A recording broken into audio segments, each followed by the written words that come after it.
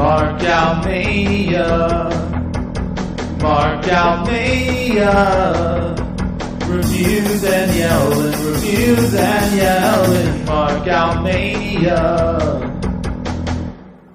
Hola amigos and welcome to Mark Out Mania. I'm Dro, aka Pedro Boyd, and this is my podcast all about reviews and yelling. And once again, I'm back after an unplanned hiatus. I do want to make this more regular than how it's been, but hopefully I will get there soon. You know, it's a work in progress.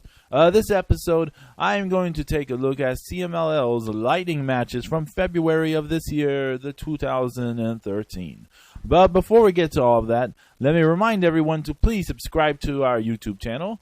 Follow us on Twitter at Texan Spaniard, where I often post extra thoughts, and also check out our Tumblr at markoutmania.tumblr.com. And for my art and music Tumblr, go check out pedroboyd.tumblr.com. So with all of that out of the way, let's get to it! Pro Wrestling. Our last episode was on the same topic, just covering January's crop of lightning matches. But really quick, for people who don't know what a lightning match is, CMLL, Consejo Mundial de Lucha Libre, the oldest wrestling promotion in Mexico, have a type of match from time to time called lightning matches that are one-fall, one-on-one matches with a 10-minute time limit. They're fun, short matches. They're usually either a build-up tool for feuds or in building up bigger full-on matches and so forth. Definitely check out the Lucha blog at www.thecubsfan.com/CMLL, who have links and databases and news on all the Lucha Libre one can want. So definitely check them out. Okay, so I watched all the lightning matches from February of this year, so let's get to my thoughts on all of them. First up is Virus versus Metalico from Arena Coliseo from February 10th. This was fun. It started out with some good wrestling sequences, lots of back and forth countering of submissions and grappling. They built up the action a bit, and Metalico hit a sweet suicide dive, putting Virus into the front row. There was a good exchange of roll-ups, most of them very complex looking, and then Virus snuck in a low blow that the referee didn't catch and quickly slapped on a submission hold, and Metalico was forced to submit. I dug the old lady in the crowd upset with the referee and letting him know about it. Yeah! Fun match. No spectacular spots, but some really solid wrestling with a cool rudo finish. Up next, we have Hijo del Fantasma versus Dragon Rojo Jr. from February 15th at Arena, Mexico. I mixed on this one. There are some cool spots, but otherwise it felt very pedestrian and was kind of both guys standing around and hitting each other from time to time and then throwing in some cool spots. It just did not have much like a flow to it. Fantasma had a kick-ass suicide dive in the first minute of the match, and a minute or so later an even better over-the-rope somersault plancha.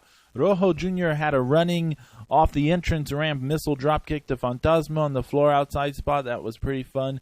And the finish with Fantasma going for a leg scissors takedown and Rojo catching him and bouncing him off the ropes and swinging him around into a sit-down Liger bomb for the pin was pretty cool.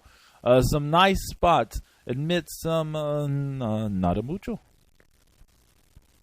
Then we go to Delta versus Puma from February 17th at Arena, Mexico. Now, that was a lot of fun. Really short, but a lot of fun. First off, I dug the gear both guys had here. Puma's yellow and black color scheme worked really well with his mask and costume. And Delta's Bret Hart pink, black and white outfit was also really smart looking and cool. Basically, this match is both guys going full tilt from the start with lots of flippy exchanges, Hurricane Rana and leg scissor takedowns, and lots of roll-up attempts. Delta hits a sweet suicide dive early on, and later the roll-up exchange transitions into submission exchanges.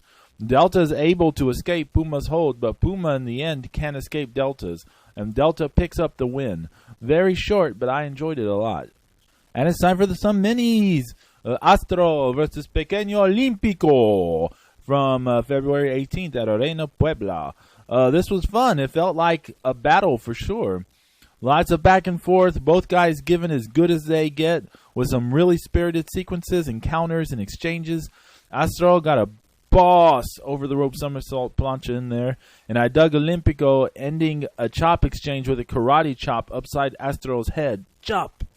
In the end, Astral strung together quite a complex roll-up sequence that got him the win.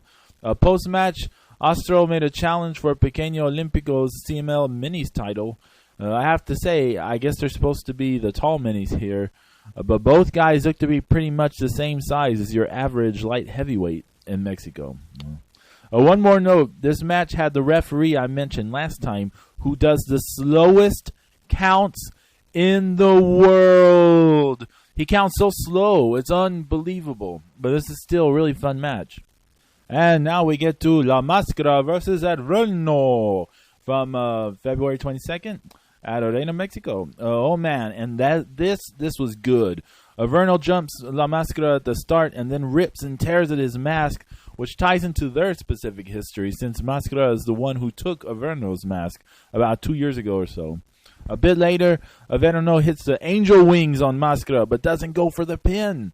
He showboats and then tries to go for another, but Mascara counters, sends Averno out of the ring, and hits a driving suicide dive that sends Averno tumbling over the guard railing and into the front row. Yowza! Mascara tries for another plancha, but Averno jumps on the apron and knocks him off the top. They battle back and forth, and later Mascara tosses Averno out onto the floor with a Hurricane Rana, and then he scrambles to the top and high cross body press plancha. Yowza! Wowza! They battle back into the ring. Averno catches La Mascara in the setup for La Mascara's submission finisher, the Campana, but he can't get that last arm. And Mascara manages, he can't hook it, so Mascara manages to struggle to the ropes to break the hold attempt. Mascara later catches Averno on top and goes for Averno's Angel Wings finisher off the top, as we're getting a bit of stealing each other's finisher theme going on. But Averno escapes and then shakes his finger no at Mascara, to which the technical boots Averno in the head, hops off, and then catches Averno in the setup for the Campana. Averno's forced to submit. Yowza! Really fun match that played off their history against each other and had a little story going in it. It was good times. I recommend this one quite a bit. And finally, Angel de Oro versus Ephesto from February 24th at Arena Coliseo. Honestly, the video was so choppy, it really is hard to give an honest opinion on this match, as often it felt more like watching a slideshow with commentary than it was watching a match. Sad because it seemed to have cool planchas from Oro and the crowd seemed into it, but everything is so choppy and almost in slow motion due to choppiness that it really is hard to say for certain if this was good or not. Oro wins, not much else to say. And that's it for CML's February Lightning matches. I guess they didn't air very many of the Lightning matches from February. That should just do it for us here this time. Hopefully next time we won't have this long a wait in between podcasts.